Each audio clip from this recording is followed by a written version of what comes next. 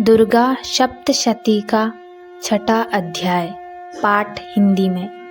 धूम्रलोचन वध। इस अध्याय में माता ने धूम्रलोचन को एक हुंकार मात्र से नष्ट कर दिया।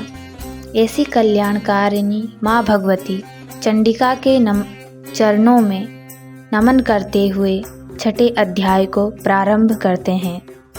मैं सर्वेश्वर भैरव के अंग में निवास करने वाली परमात्कृष्टा पद्मावती देवी का चिंतन करता हूँ। वे नागराज के आसन पर बैठी हैं।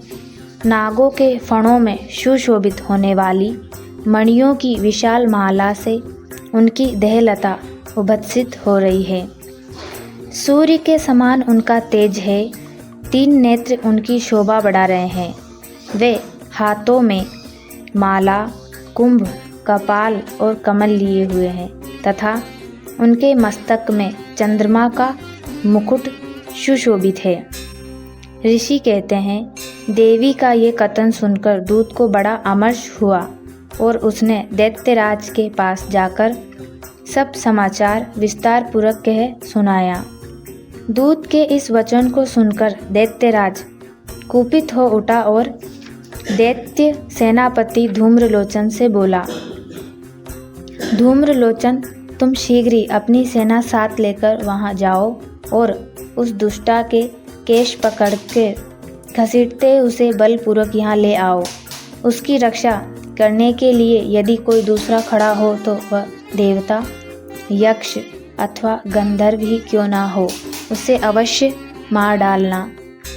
ऋषि कहते हैं, शुंभ के इस प्रकार आज्ञा देने पर वह धूम्रलोचन दैत्य 60,000 असुरों की सेना को साथ लेकर वहां से तुरंत चल दिया। वहां पहुंचकर उसने हिमालय पर रहने वाली देवी को देखा और ललकार कर कहा, अरे तू शुंभ निशुंभ के पास चल। यदि इस समय प्रसन्नता पूर्वक मेरे स्वामी के समीप नहीं चलेगी तो मैं बलपूर्वक जटा पकड़कर घसीटते हुए तुझे ले चलूँगा।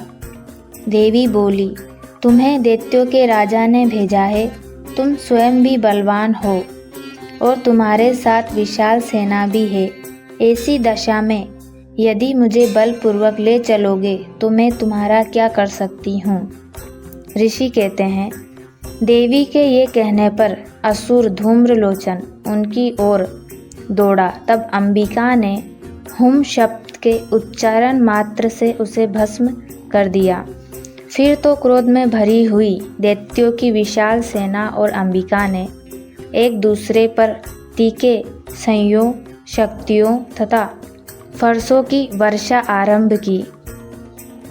इतने में ही देवी का वाहन सिंह क्रोध में भरकर भयंकर गर्जना करके गर्दन के बालों को हिलाता हुआ असुरों की सेना में कूद पड़ा। उसने कुछ दैत्यों को पंजों की मार से, कितनों को अपने जबड़ों से और कितने ही महादैत्य को पटककर होठों की दाढ़ों से घायल करके मार डाला। उस सिंह ने अपने नाकों से कितनों के पेट फाड़ डाले और थप्पड़ मारकर कितनों के सिर धड़ से अलग कर दिए। कितनों की भुजाएं और मस्तक काट डाले तथा अपनी गर्दन के बाल हिलाते हुए उसने दूसरे दैत्यों के पेट फाड़कर उनका रक्त चूस लिया।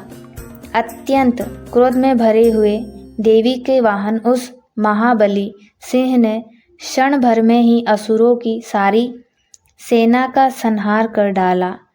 शुंभ ने जब सुना कि देवी ने धूम्रलोचन असुर को मार डाला तथा उसके सिंह ने सारी सेना का सफाया कर डाला, तब उस दैत्य को बड़ा क्रोध हुआ।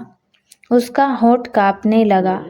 उसने चंड और मुंड नामक 2 महादैत्य को आज्ञा दी, हे चंड और हे मुंड, तुम लोग बहुत बड़ी सेना लेकर वहां जाओ और उस देवी के जटा पकड़कर अथवा उसे बांधकर शीघ्र यहाँ ले आओ। यदि इस प्रकार उसको लाने में संदेह हो तो युद्ध में सब प्रकार के अस्त्र शस्त्रों तथा समस्त असुरी सेना का प्रयोग करके उसकी हत्या कर डालना। उस दुष्टा की हत्या होने तथा सिंह के भी मारे जाने पर उस अंबिका को बांधकर साथ ले शीघ्र ही लौट आना। जय जय श्री मार्कंडेय पुराण।